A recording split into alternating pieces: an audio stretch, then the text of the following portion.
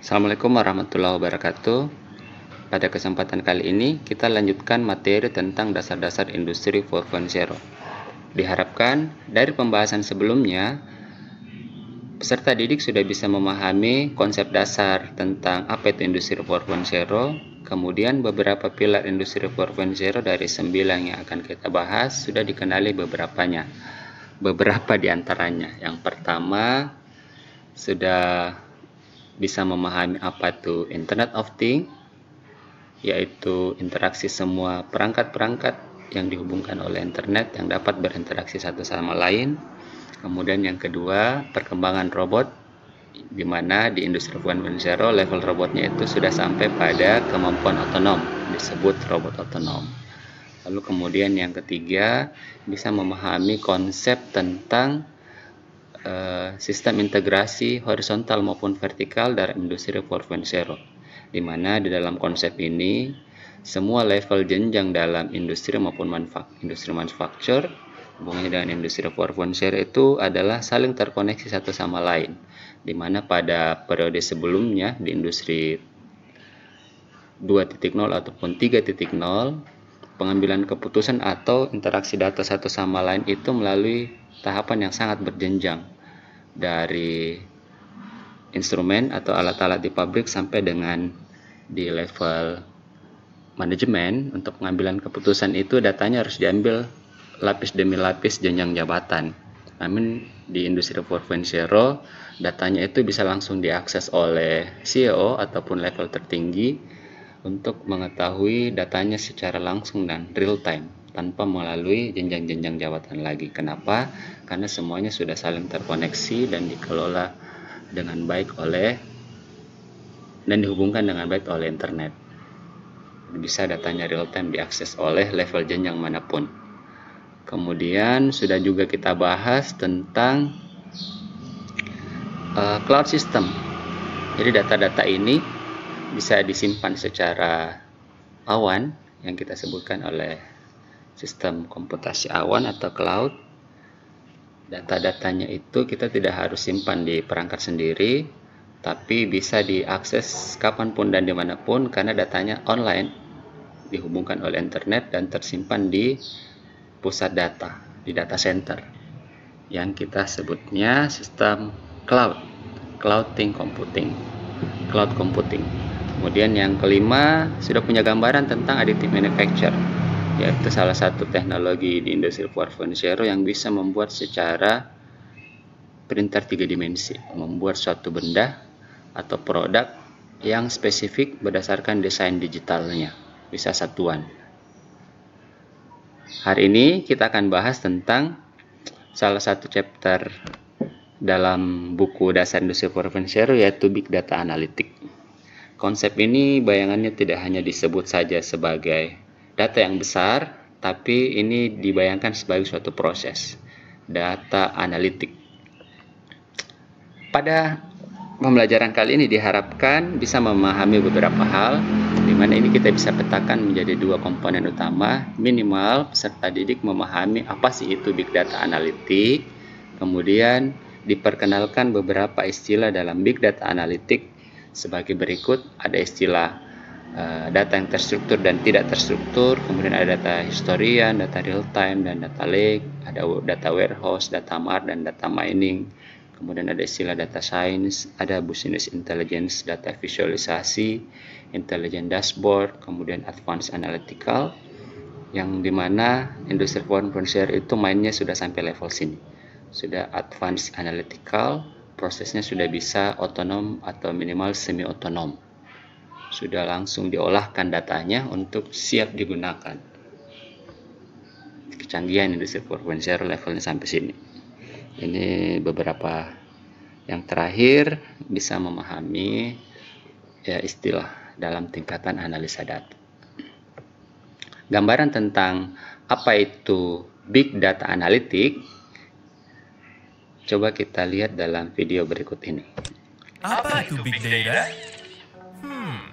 Bayangkan semua data yang telah dihasilkan dari awal kamu lahir sampai besar sekarang, mulai dari nama, data pendidikan, kesehatan, dan lainnya digambarkan ke dalam bentuk satu kotak. Pastinya rumahmu sudah penuh dengan kotak-kotak tersebut, bukan? Dan itu dihasilkan oleh setiap orang di bumi. Tidak bisa dibayangkan, bukan, penuhnya seperti apa bumi ini?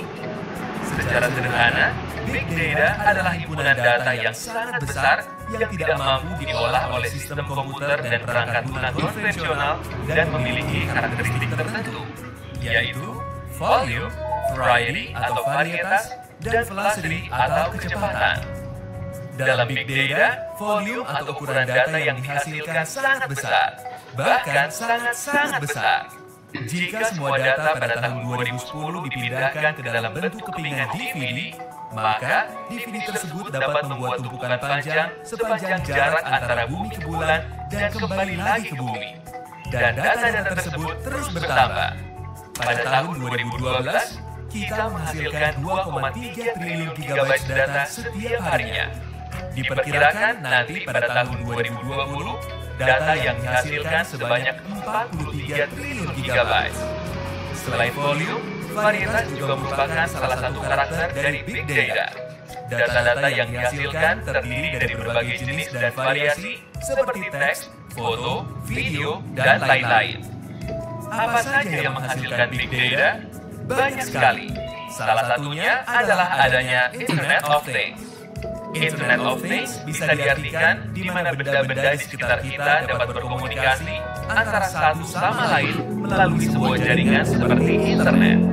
Mulai dari handphone, televisi, jam tangan, bahkan sampai lemari pendingin. Semua benda-benda tersebut menghasilkan data.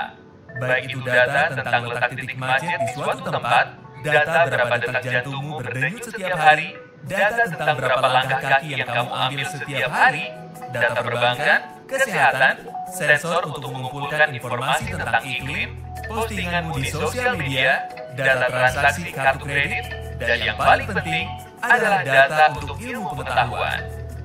Di Indonesia, Pusat Penelitian Informatika LIPI turut berperan dalam suatu proyek sains besar di bidang fisika partikel eksperimen, yaitu ELICERN. Proyek tersebut menghasilkan data yang sangat besar sehingga membutuhkan high performance computing untuk mengolahnya. Data-data yang telah dihasilkan kemudian harus dapat dianalisa dengan sangat cepat untuk menghasilkan informasi. Itulah mengapa velocity atau kecepatan merupakan karakter penting lainnya dari Big Data. Coba bayangkan, bagaimana saham-saham perusahaan, rute jalan, perkiraan cuaca dapat diketahui dengan hitungan menit, bahkan detik, jika data-data besar tersebut tidak dianalisa dengan cepat.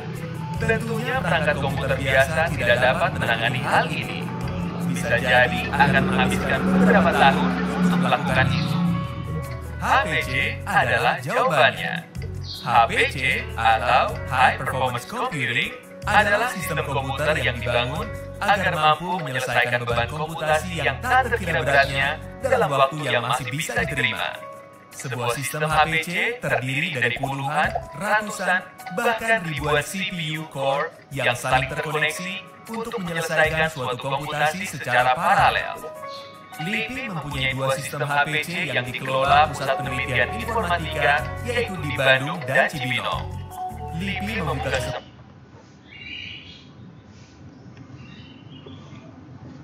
Ya, itulah tadi gambaran tentang apa itu Big Data Analytics. Kalau kita lihat di dalam gambar ini, beberapa elemen penting dalam Big Data, kita mulai dari bawah ya. Tentu proses dari awalnya itu adalah adanya data sendiri. Data itu ya apa-apa saja proses yang menghasilkan data. Tadi sudah diberi gambaran, misalnya kita mengambil gambar, foto, itu sudah menghasilkan data. Kemudian aktivitas-aktivitas kita yang terhubung dengan internet yang lain, postingan-postingan, pakai sosial media, mengetik, lalu kemudian mengirim dalam email. Atau kalau kalian pakai jam, itu jam pengukur detak jantung, pengukur aktivitas berapa langkah hari ini, itu semua adalah data yang dihasilkan. Kemudian jika di industri, ya alat-alat yang dipasang pada sensor-sensor, misalnya berapa suhu kerja mesin, kemudian berapa tekanan yang dihasilkan, kemudian berapa produk ataupun alat melakukan pekerjaan, itu semua adalah data-data yang dihasilkan. Itulah data. Detailnya sebentar akan kita bahas kembali. Data yang di capture inilah yang kemudian tahapan berikutnya menghasilkan informasi yang dikelola, ya, ditampilkan, kemudian diproses lebih lanjut, hasil dikumpulkan, itu kemudian menghasilkan pengetahuan. Nah, pengetahuan harapannya tidak terbatas sampai di sini saja. Diharapkan dari pengetahuan yang dimiliki, hasil dari data dan penampilan informasi itu dapat menghasilkan pemanfaatan lebih lanjut, ya, untuk dapat wisdom, memahami beberapa hal yang berproses di sekitaran kita untuk pengambilan keputusan. Itulah pentingnya data. Semakin banyak data yang kita miliki, maka semakin akurat dan semakin besar ketepatan pengambilan keputusan yang kita peroleh. Di dunia saat ini atau di perkembangan sekarang, saat ini data menjadi hal yang sangat penting. Banyak perusahaan yang menggelontorkan dana cukup besar hanya untuk mengumpulkan data. Ya, semakin banyak data yang mereka miliki, maka akan semakin tepat keputusan yang akan dia peroleh. Ya, tanpa kita sadari data kita itu setiap saat diserap, mendownload, kemudian menggunakan aplikasi tertentu selalu dipersyaratkan minta perizinan untuk bisa mengakses nomor kontak misalnya, atau nomor handphone atau yang lain-lain. Itu tujuannya adalah untuk mengambil data ini, untuk membentuk big data di perusahaan mereka, ya, tanpa kita sadari. Di masa depan itu yang akan menjadi jualan sangat mahal, adalah data. Kita mengakses Google ataupun browsing di internet, ya, pada saat itu langsung tercapture data kita, data kebiasaan kita, apalagi data yang lain. Jadi hati-hati dalam penggunaan internet, ya. Konsep utamanya kita lihat dari sini. Untuk bisa sedikit paham, kita basic dulu apa itu data dan big data. Jadi data itu adalah hasil observasi langsung terhadap suatu kejadian yang merupakan perlembangan mewakili objek tersebut.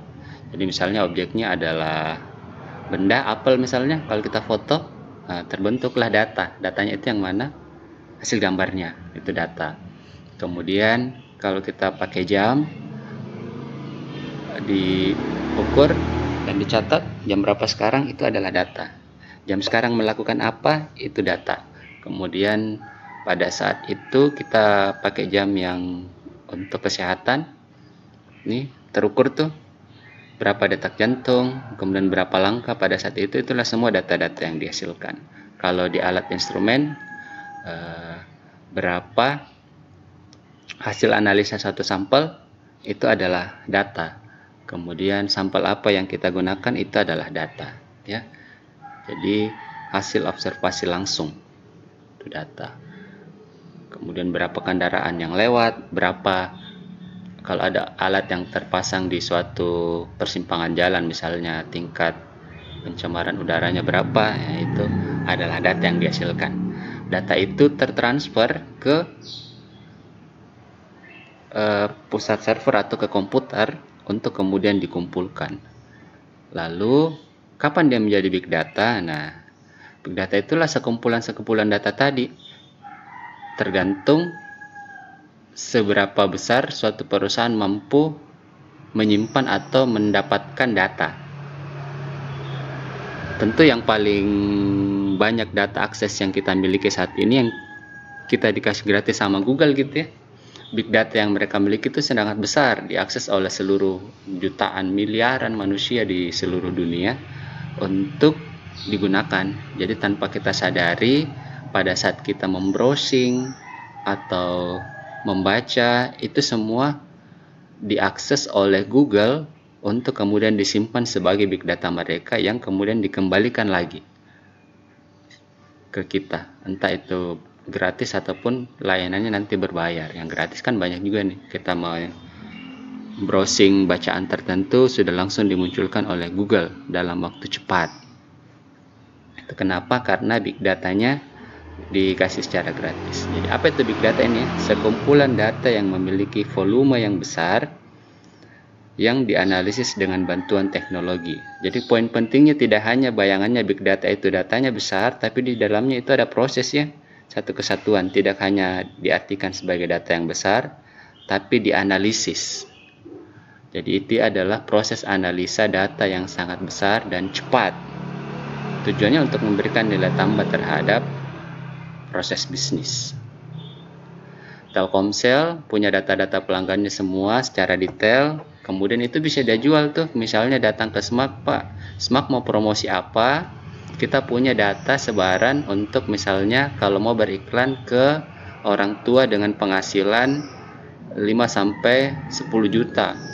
Bapak bisa promosi di sini supaya siswanya yang masuk di Smart itu punya penghasilan yang cukup baik. Berarti siswanya itu berasal dari keluarga dengan ekonomi yang menengah.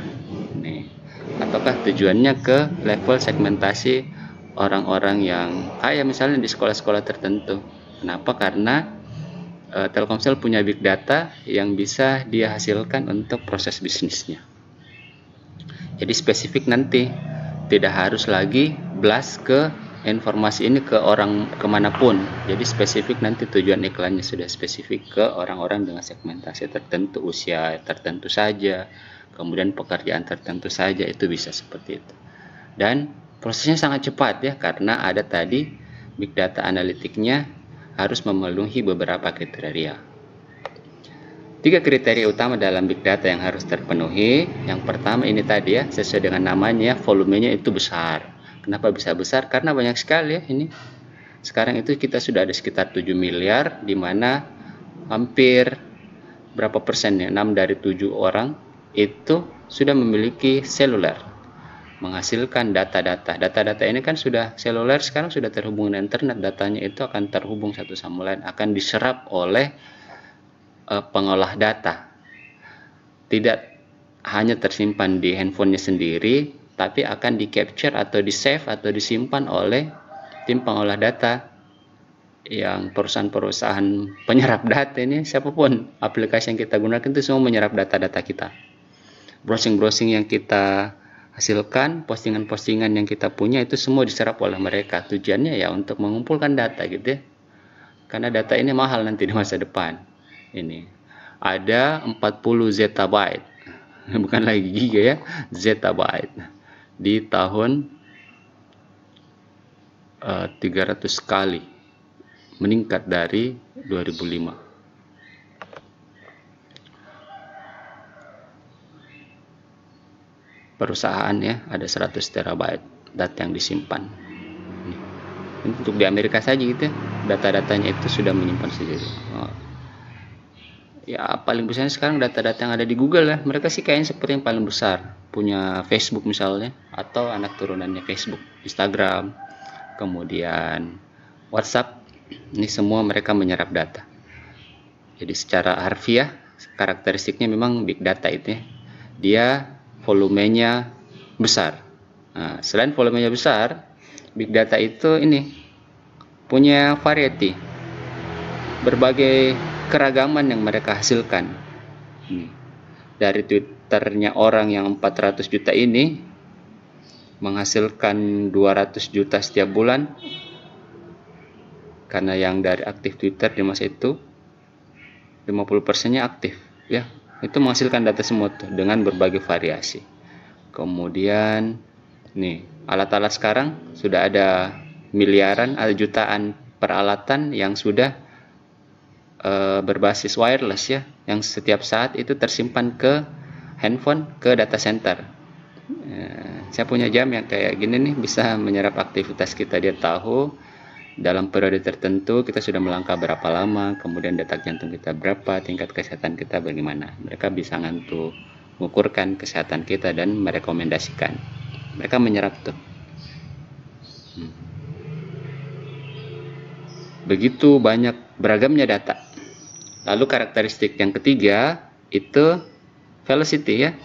Nih, proses dari data yang banyak itu dan yang beragam itu harus bisa dikelola dengan cepat untuk bisa mengambil keputusan.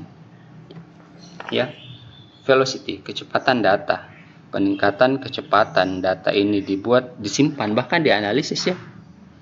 Kita baru mengetik satu kata di browsing, itu sudah bisa mereka kelola kata apa yang kita sebenarnya mau cari. Mereka bahkan langsung menunjukkan bahwa untuk mencari misalnya mau belanja gitu, mau membeli ini, ada di data online di sini, ada di marketplace ini, bisa langsung ketahuan berapa harganya. Itu dengan cepatnya langsung dimunculkan. Kita butuh data tingkat kemacetan, bisa langsung bilang, bahkan bisa perintah suara sekarang ya, oke Google, tampilkan rute jalan ke kantor misalnya, atau rekomendasikan jalan tercepat ke kantor. Nah, itu prosesnya dari data yang banyak, yang real time saat ini, itu bisa langsung merekomendasikan aktivitas tertentu. Tanya Google di mana tempat makan yang enak, itu bisa cepat langsung ya. Meskipun sebenarnya datanya itu ada di Amerika misalnya, tapi itu bisa diakses dengan cepatnya. Data yang beragam bisa diolahkan. Lalu beberapa karakteristik yang lain selain volume, variety, dan value, ada lagi namanya veracity. Veracity ini ya salah satu tantangan juga ya, bahwa dalam data ini kita nggak bisa tahu pasti bahwa itu benar atau tidaknya. Selalu saja ada ketidakakuratan data. Ya, sulit memastikan kebenaran suatu data, akibatnya banyak data ya, dan dari beberapa sumber. Kita capture semua perusahaan itu atau pengolah data ya, capture aja semua. Kemudian yang tambahan karakteristik yaitu value ya. Ini data-datanya nanti setelah hasil big data analytic dianalisis akan memiliki nilai. Inilah tujuannya nanti ya. Jadi data-data itu setelah diolah dengan cepat menghasilkan suatu nilai khususnya untuk kepentingan perusahaan. Yang tadi saya contohkan misalnya Telkomsel ya sudah bisa merekomendasikan bahwa untuk Smart perlu data promosi, hasilnya ini bagusnya Pak dengan segmentasi tertentu. Misalkan untuk penghasilan tertentu, atau hanya untuk jenis kelamin laki-laki saja, atau anak-anak SMP saja, anak SMA saja yang mau dikirimkan postingan iklan ya. Karena kalau kita kirimi semua kan tentu biaya yang kita pasarkan untuk iklan tentu sangat besar juga, dan jadinya boleh jadi mereka tidak perlukan yang kita iklankan gitu ya. Makanya kalau kita browsing belanjaan di marketplace itu sudah tersimpan, nanti baru saja mencari atau memasukkan di keranjang belanjaan, itu berikutnya di browser kita akan sudah muncul rekomendasi berikutnya. Kalau kita sukanya berbelanja alat masak, nah nanti di postingan di browser kita di Facebook, di Instagram, kemudian di media sosial yang lain, atau di browser kita ya akan muncul penawaran iklan sejenis secara otomatis. Ya, kenapa? Karena data yang besar ini sudah dikelola oleh mereka untuk menghasilkan nilai bagi perusahaannya. Ya, ini ada 5 karakteristik big data. Jadi saya mau tegaskan saja ini bahwa big data itu jangan hanya dilihat bahwa datanya besar, tapi di dalamnya ada proses. Jadi merupakan bagian proses analisa dari data yang sangat banyak. Itu adalah big data. Keperluannya apa? Itu menghasilkan nilai tadi ya, dalam proses bisnis ada kepentingannya. Sehingga dengan adanya big data analitik ini kita bisa memiliki beberapa manfaat.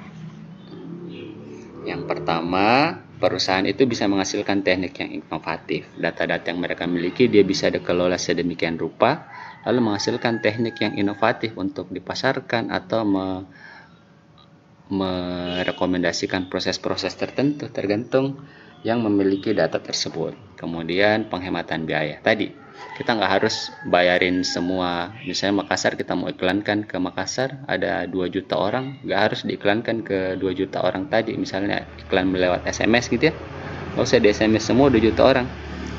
Kita sudah ada segmentasinya. Misalnya anak SMP saja yang kita mau iklankan untuk anak-anak yang dipromosi bisa mendaftar di Smart. Maka kita langsung pilih. Jadi ternyata yang punya data 5.000 saja nomor. Nah, itu saja yang kita target untuk diiklankan. Harus nembak semua orang. Target segmentasinya sudah bisa spesifik sehingga bisa hemat biaya. Ini. Kemudian kita bisa meningkatkan terus-menerus. Jadi secara terus-menerus ini data yang ada itu terus diserap gitu ya. Dengan menawarkan berbagai macam layanan. Tanpa kita sadari layanan yang digunakan secara free itu sebenarnya kalau free timbal baliknya tidak hanya siapa sih yang mau perusahaan menyediakan fasilitas hanya untuk kesenangan begitu ya. Sebenarnya dibalik semua layanan aplikasi yang mereka gratiskan itu ada tujuan untuk menarik data pengguna. Data pengguna inilah yang kemudian akan mereka kelola lalu dijual kembali tanpa kita sadari. Ada persetujuan, kemudian ada beberapa izin boleh mengakses data apa. Kalau kita nggak kasih izin ya kita nggak dikasih juga tuh bisa download aplikasinya atau install. Kemudian ada peningkatan kebutuhan komputasi, sedikit-sedikit ya pakai internet, sedikit-sedikit pakai komputer ya.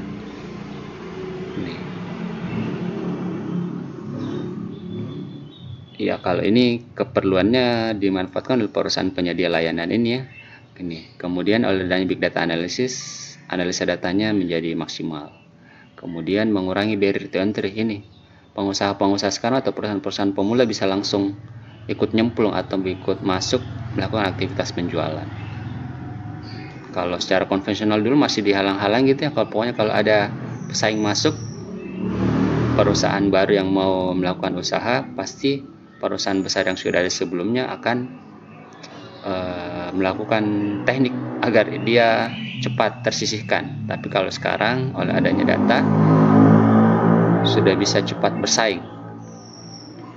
Karena mereka sudah punya analisa data sebelumnya spesifik, bahkan lebih canggih lagi. Mereka perusahaan-perusahaan yang baru bisa langsung menyisihkan perusahaan-perusahaan yang sudah existing sebelumnya. Bayangkan Gojek ataupun Grab sekarang banyak menyisihkan perusahaan-perusahaan. Kemudian marketplace belanja online sudah hampir mematikan mall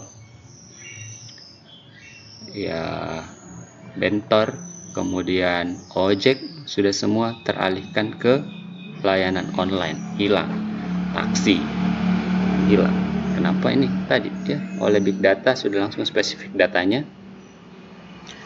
Untuk mengambil keputusan perusahaannya bisa langsung besar, tidak ada lagi hambatan untuk barrier entry masuk berusaha. Semua bisa jadi pengusaha asal datanya banyak dan akurat. Nah, itu ya big data. Kuncinya adalah data besar yang sudah diproses dengan cepat. Beberapa istilah yang perlu dipahami di big data analisis ini, ada istilah namanya data terstruktur dan data tidak terstruktur. Jadi semua ini data yang dihasilkan ya memang banyak kan dari datanya itu tidak terstruktur ya. Pokoknya pengguna jasa penyerap data ini perusahaan-perusahaan ya, termasuk Google ataupun aplikasi-aplikasi itu mereka menyerap data secara dia nggak pedulikan, yang jelas masuk aja dulu datanya. Yang tidak terstruktur itu yang ini tadi, di sosial media komen apa saja begitu diposting, foto apa saja diposting, kemudian rekaman-rekaman suara, kemudian catatan-catatan, apalagi PDF ini, aduh susah sekali mereka akan kelola. Data-data dan call center, survei, ya apa sajalah, itu semua tidak terstruktur. Nah, yang nyaman itu kalau datanya yang masih sudah terstruktur. Biasanya data-data ini ya internal di suatu perusahaan ya. Mereka sudah punya data-data transaksi, kemudian file-file Excel, itu data-data penjualan, data-data apalagi yang CRM ini, Customer Relationship Management-nya ya. Itu semua datanya sudah terstruktur. Ini sudah bisa cepat untuk dikelola. Bahkan tanpa teknik big data analitik ini, dia sebenarnya udah bisa menghasilkan keputusan gitu ya. Ini OLAP, online layanan gitu ya. Layanan online analisis. Jadi apa itu data terstruktur dan data terstruktur ini? Data yang berisi tipe data, format, dan struktur yang didefinisikan sebagai data spreadsheet sederhana. Tidak terstruktur ya, tidak memiliki struktur yang melekat. Perlu dikelola ulang. Kemudian ada istilah namanya historian data, real-time database, dan data lake. Data historian di suatu perusahaan itu adalah data yang tersimpan dalam kurun waktu tertentu ya, menggambarkan suatu perkembangan. Misalnya kalau kita di perusahaan instalasi pengolahan air, dalam suatu rentang waktu tertentu kita memiliki data pH. Misalnya kalau kita di tambak gitu ya, ada rentang pH dalam periodikal. Hari ini berapa atau di jam tertentu berapa, kemudian dan lain. Di industri manufaktur juga begitu. Di mesinnya di rentang waktu tertentu berapa suhunya, suhu alat instrumennya. Kemudian kalau alatnya melakukan pengukuran tertentu, periodikalnya sudah bisa terbaca. Dan oleh adanya industri 4.0, datanya itu terekam secara terus-menerus. Data historis. Kalau dulu kan di buku manual dicatatin satu-satu.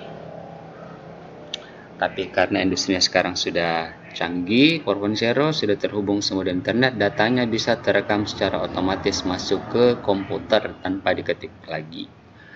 Sehingga bisa menghasilkan ini, real time database. Ini salah satu ciri juga industri 4.0, data-data yang dihasilkan itu bisa real time. Secara saat ini kita bisa langsung mengakses pasar saham yang berubah dengan cepat. Di handphone sudah bisa langsung ketahuan data-data ini. Kita bisa mengakses saldo kita, melakukan transaksi secara real time, berapa proses yang sekarang, tanpa harus tanya ke bank lagi. Kita bisa melihat catatan medis kita, kemudian data-data yang lain. Kemacetannya di mana, kemudian suhu-suhu di negara tertentu bisa langsung ketahuan lokasinya. Ya.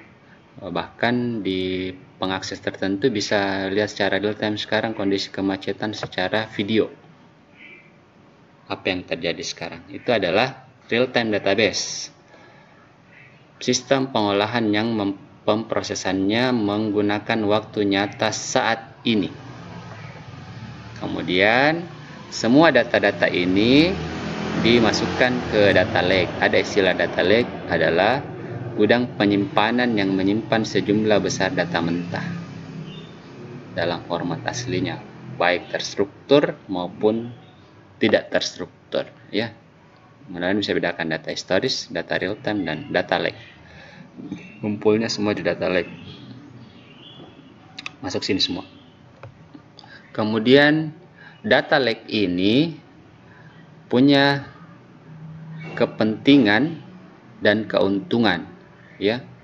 Pokoknya apa yang terjadi di data lake ini itu bisa kita akses kapanpun, mau akses kapan saja, dimanapun. Dan data-data apa yang ada atau yang dihasilkan suatu perusahaan atau industri, yang masukkan aja semua di sini dulu, kumpulkan di sini.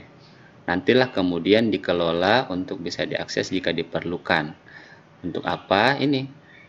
Membantu perusahaan mendapatkan lebih banyak konsumen. Kenapa? Karena datanya mereka banyak, dia bisa kelola sedemikian rupa untuk kemudian dia gunakan untuk kepentingannya. Apa sih yang disukai oleh konsumen dalam perusahaannya? Kemudian konsumen itu lebih sering mengakses apa sih di perusahaan saya, itu bisa ketahuan semua. Maka dia bisa rekomendasikan saran ataupun produk yang spesifik terhadap konsumen tertentu. Gitu. Misalnya kita mengakses Shopee. Dari Shopee itu ternyata kita sukanya itu browsing atau mencari-cari sepatu atau tas. Maka itu pun sepatu dan tasnya bisa spesifik yang model mana, kemudian yang brand apa. Maka data-data yang kita punya itu di-capture oleh mereka, disimpan di data lake mereka. Kemudian dari proses big data analytic, Shopee bisa merekomendasikan dan langsung muncul ke media sosial kita, ke browser kita. Itu direkomendasi, oh ini juga bagus nih, bisa dipilih dan dipengaruhi terus-menerus konsumennya. Itu data lake. Sehingga produktivitasnya terus meningkat untuk membuat keputusan tadi yang semua sehubungan di sini dengan tingkat keakuratan yang tinggi. Kenapa? Datanya banyak ya. Dari data lake ini dikelola sedemikian rupa dengan teknik big data analytic. Itu data lake. Danaunya dikumpulin semua. Kemudian ada istilah 3 hal, data warehouse, data mart, dan data mining. Ini juga istilah ya dalam data. Semirip dengan data lake tadi, atau bahkan satu konsep di pengolahan data big data analytic itu ada namanya data warehouse. Apa itu data warehouse ini? Gudang pusat besar semua data histori organisasi. Jadi dikumpulkan dari semua departemen, dari bagian hukum, dari bagian eksternal, dari bagian proses, dari bagian QC dan lain-lain, semua masuk di sini. Kemudian ketika ini diperlukan datanya, lalu kemudian diseleksi, diekstrak, ditransformasi atau di lain-lain untuk menghasilkan data meta, data yang siap untuk digunakan untuk bidang-bidang tertentu. Akan menghasilkan data mart bila bidang marketing, berapa penjualannya, kemudian cost biayanya, kemudian data-data engineering, data pengukuran oleh alat-alatnya, data-data finance ya, data-data finance yang akan digunakan untuk ditampilkan dalam bentuk sebagai laporan bulanan ya, atau pengambilan keputusan yang lainnya bisa digunakan seperti itu ya, ditampilkan dalam bentuk OLAP dashboard ya, layanan online analytical processing OLAP.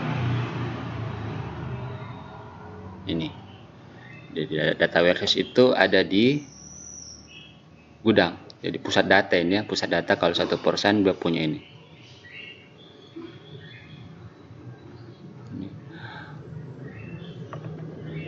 Tentu komputernya ini sudah level tinggi sebenarnya, tidak bisa lagi dikelola komputer biasa, sudah high performance komputer, tidak hanya high dalam hal satu komputer yang kuat, tetapi ribuan atau banyaklah komputer yang saling berinteraksi satu sama lain untuk melakukan proses analisis ini. High performance komputer. Kalau kita di lab ada namanya HPLC, High Performance Liquid Chromatography. Nah, pokoknya ini komputer dengan high performance. Nah, ini data mart ini diambil dari pengolahan data yang ada di warehouse, di mana data mart ini adalah subset atau bagian dari warehouse yang berorientasi pada lini bisnis tertentu. Jadi setelah dikelola atau dirangkum akan menghasilkan data meta yang kebutuhannya untuk bagian penjualan, bagian sales gitu, bagian pengiklanan atau bagian pergudangan atau bagian finance dan lain-lain, yang digunakan oleh penggunanya untuk dianalisa, untuk dilaporkan atau bahkan dikelola ulang datanya, di mining ulang ya. Itu data mart di industri gitu ya, industri pengolahan data ini. Lalu kemudian ada istilah data mining, data yang ada di warehouse kemudian sudah dikelola sedemikian rupa menghasilkan data mart yang keperuntukannya untuk bagian tertentu, itu kemudian diolah kembali sedemikian rupa dengan teknik big data analytic ini sebagai ilmu komputasi yang baru untuk menggunakan kombinasi analisis algoritma tertentu dari data yang besar tadi yang kita sebut sebagai data mining, menambang data gitu ya. Jadi dikelola sedemikian rupa untuk kemudian menghasilkan pengetahuan. Nah, inilah sebenarnya kita maksud, bukan hanya big data, data yang besar, tapi di dalamnya ada analisis, ada proses data mining di dalamnya. Ini memanfaatkan pengetahuan tertentu. Jadi data yang tadi yang data mentah, terstruktur atau tidak terstruktur, dibersihkan sedemikian rupa, di cleaning, menghasilkan data yang sudah bersih sesuai dengan kepentingan kita, lalu diseleksi, diklasifikasi sedemikian rupa untuk dipreparasi, lalu kemudian barulah di mining. Mining nih, mengelompokkan, kita clustering, kemudian kita kelompokkan lebih spesifik lagi, kita klasifikasi, kemudian kita regresi, di label-label yang semigrup, kemudian di asosiasi. Ini prosesnya, ini konsep. Lalu setelah dilakukan proses data mining inilah dihasilkanlah ke pengetahuan tertentu yang tentu untuk keperluan perusahaan, gitu ya, kepentingan mereka. Oh, ternyata anak Makassar itu sukanya belanja ini di jam tertentu. Ya, sebenarnya Gojek itu ataupun Grab itu mengolah sedemikian rupa data yang kita kelola ya, penggunanya.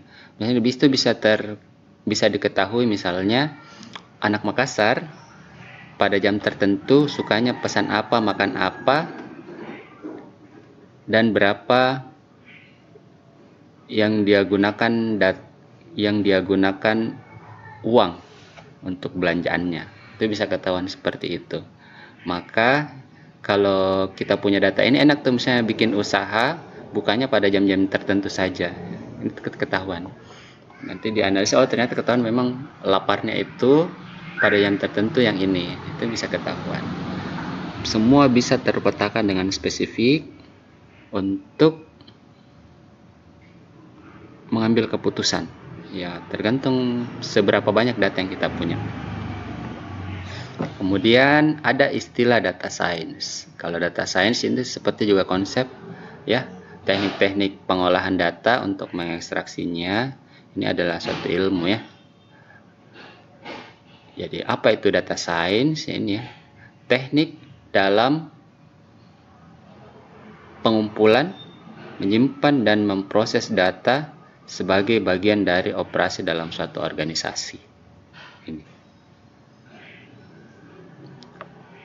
Kemampuan ini akan semakin diperlukan di masa sekarang dan di masa depan untuk bidang-bidang yang sederhana. Kalau kita mau lebih berkembang, kita tidak hanya mengetahui teknik proses, meskipun di level kita masih level SMK ya, nanti terus harus dikembangkan. Kalau di SMK kita hanya melakukan proses yang sudah sesuai dengan SOP, tapi di level yang berikutnya kita harus bisa mengolah data science.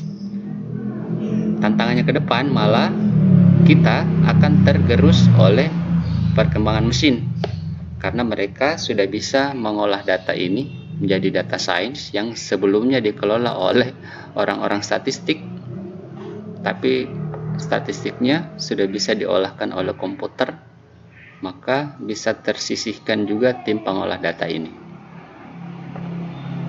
Kita canggih di masa depan apabila kitalah yang membuat prosesnya ini, membuat sistemnya, algoritmanya sedemikian rupa di komputer. Nih, tantangan masa depan, kalau punya keturunan di masa depan, mainnya di kemampuan olah data ini, membuat sistemnya secara komputasi, membuat sistem big data analytic. Apa yang ada di data science ya, bagaimana dia di capture, harus punya pengetahuannya, bagaimana dia diproses, bagaimana dia di maintenance data-data ini, kemudian bagaimana dia dianalisa, dan bagaimana dia dikomunikasikan untuk menghasilkan tampilan visualisasi, kemudian reporting dan pengambilan keputusan. Ini kalau kita ahli di bidang ini langsung direkrut kalau diperlukan oleh suatu perusahaan, sangat diperlukan karena mainnya di sini semua. Ini sangat penting di masa sekarang. Lalu ada istilah business intelligence, data visualisasi dan intelligent dashboard. Ini ya, ini bisa dibaca apa itu business intelligence. Jadi sama tadi ya, konsep analisa data dari big data itu untuk menghasilkan informasi pengetahuan yang berguna untuk pengambilan keputusan yang kompleks dalam suatu perusahaan. Kemudian data visualisasi, metodenya, bagaimana kita hasil dari analisa data ini bisa ditampilkan baik dalam bentuk gambar ataupun grafik gitu ya. Nah, yang sekarang itu yang ini nih. Teknologi 4.0 itu adalah Intelligent Dashboard, alat visualisasi yang menampilkan matriks indikator dalam sebuah organisasi. Dia mampu menggabungkan mengelola angka dalam satu layar, ya. Business Intelligence. Tujuannya memberi informasi cepat, akurat, pengambilan keputusan. Ya, ini bahkan tidak dikerjakan lagi oleh manusia, sudah langsung dikerjakan oleh data komputasi. Intelligent Dashboard. Yang terakhir adalah kunci dari kemampuan Big Data Analytics sekarang yang pada level Industri 4.0 dia mainnya sudah sampai di sini. Advanced Analytical.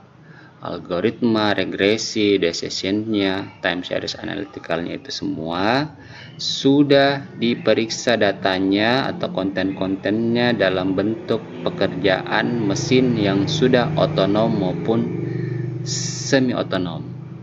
Jadi di luar kecerdasan bisnis tradisional lagi ini ya dalam memprediksi merekomendasikan ini. Kalau yang lalu-lalu Business Intelligence itu hanya mampu mengukur kinerja masa lalu. Kalau Advanced Analytics sudah mengambil data yang lalu sehingga dapat memprediksi masa depan. Ini Advanced Analytics tuh.